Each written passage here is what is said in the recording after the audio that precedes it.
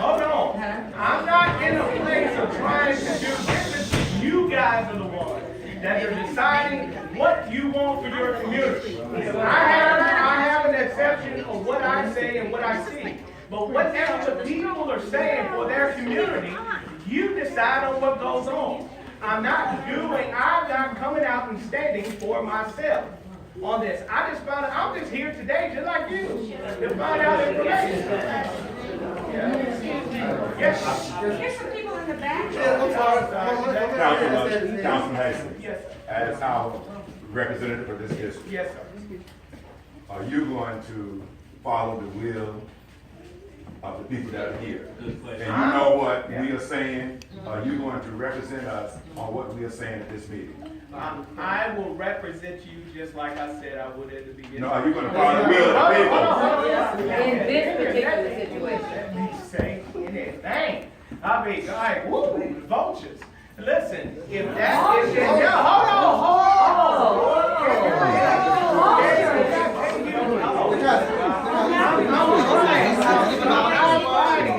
How many people are in favor of infinity center?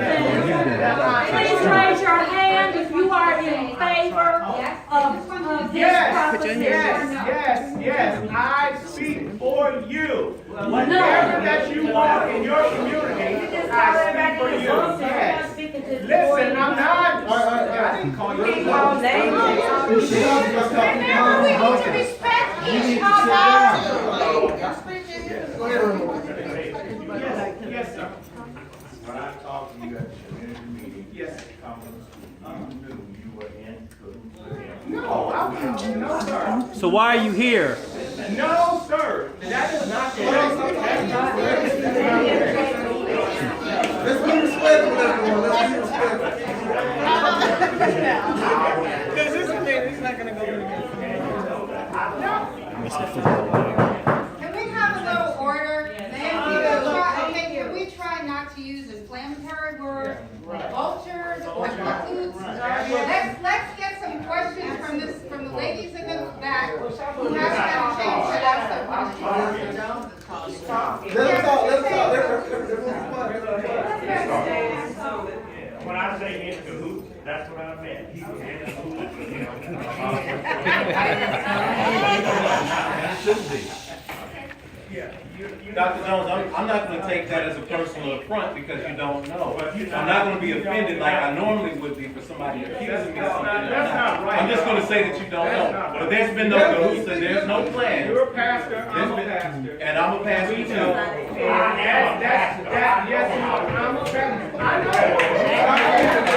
I'm a pastor, but that is not the case. What pastors do, they force things on people. Ladies in the back. We have some questions in the back. Ms. Ade? Yeah, Mr. Hastings, I just want to know, first of all, you're talking about you're out counseling and everything. I want to know about the street and walk lane. Yeah. I've been so sick of hearing about that. You weren't at the meetings. Never showed up. Okay, so I want to know, you said you were representing me, representing us.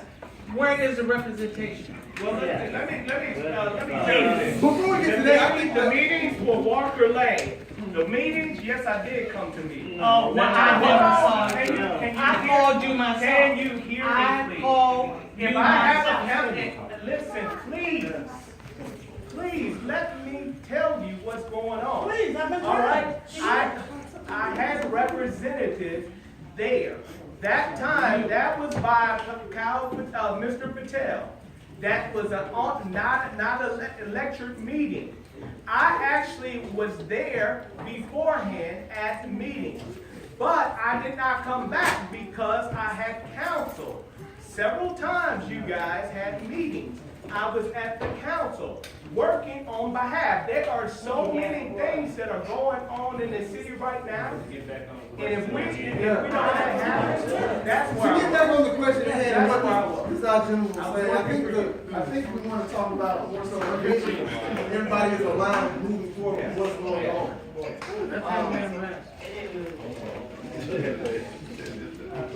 No, I'm gonna talk here, I'm gonna talk. And I apologize to my lady.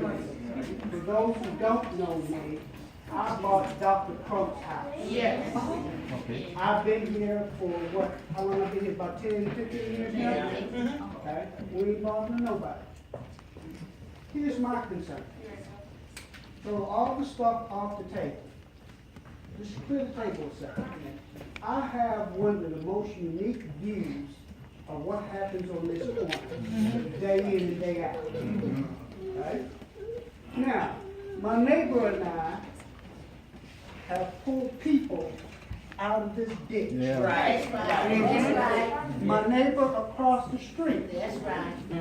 has his mailbox knocked down approximately 2 to 4 times a year. Okay?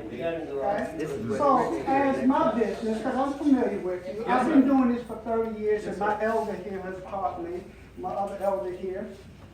But if you talk about a public safety standpoint, okay, if we really want to put somebody down here on the corner and start clocking people, you cannot get in and out of this driveway, my driveway, the next driveway, or his driveway.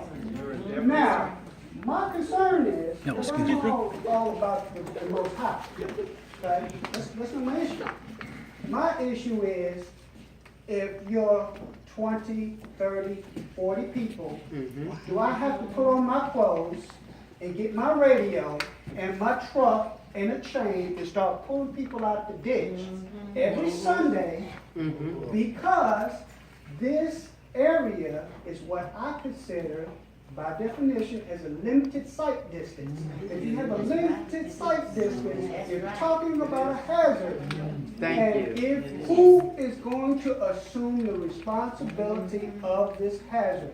Because I had to replace parts of my wall, he had to replace parts of his wall. I'm gonna have to replace part of my post. No, I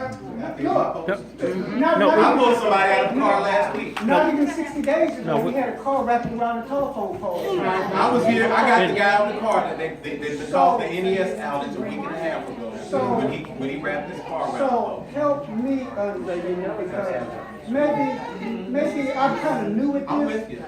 Maybe I'm kind of new at this, but exactly what is your traffic plan to consider the folks who's going to be coming in and out of here for the worship of the divine, or the folks who wants to cut their grass before they go to work, because I got people that's parked in my yard to come over here because of this concern.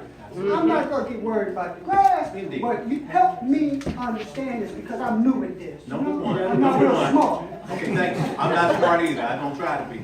Here's what I say. Here's what I can answer to those directly. Number one, there won't be an intrusion in other people's property because we have so much property here that we have enough parking for our people and extra.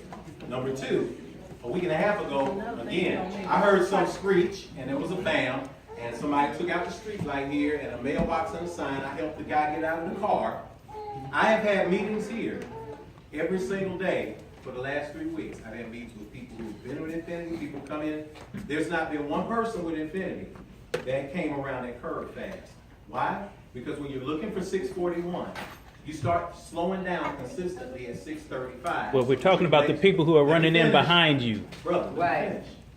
When you're doing that, when you're seeking 641, you slow down in the curve because we are right in the middle of that dangerous curve. You slow down so that you can tend to get there. If the traffic is slow on a Sunday, if there's a cone in the street, when people come to the top of the hill, they begin to slow down to get to 641. Listen, all I'm saying is what I know. The problem that I get when I'm sitting on the porch in the afternoon, because keep in mind, I'm one of you two because however we shake it up, I'm a property owner now in this neighborhood. So I'm sitting out here observing the traffic. And what I see is not anybody that's visited to visit with Infinity Business swerving around the curve. What I see is people who are familiar with the neighborhood zooming through. So the question is, how can we help contribute to keep people from speeding down? It's a safety hazard for us. The question, the ones who are causing the hazard. I've never seen you out there. I live right across the street. I've never seen you on the porch. But he's gonna have 40 to 50 additional cars coming. I've never seen you on the porch, Jeff. We won't have space to swing. We'll have space to swing. I've never seen him out there.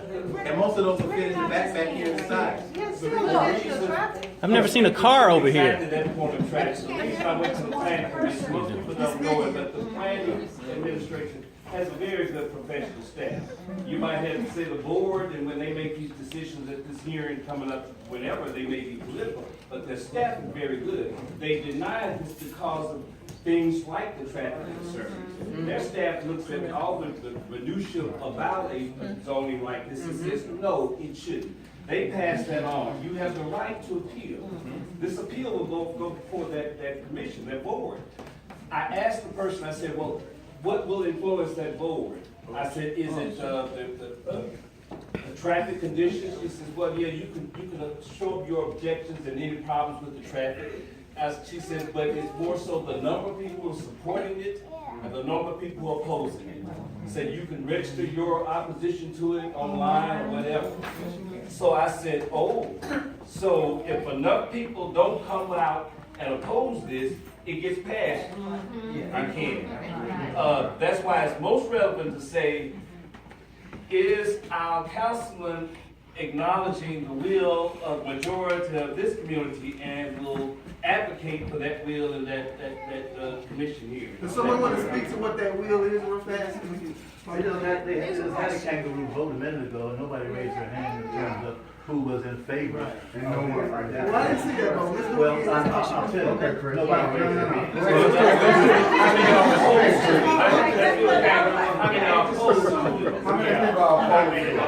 Opposed?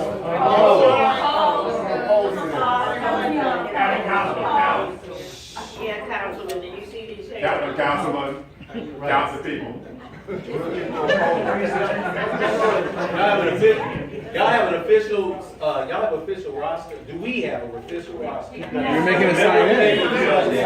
That gives power for fellow neighbors to determine what other neighbors can do with their property. I just want to know that. We have an official association and an official charter, because I want to know the joint to be a part of it, because that's how you create a board of elected responsibility.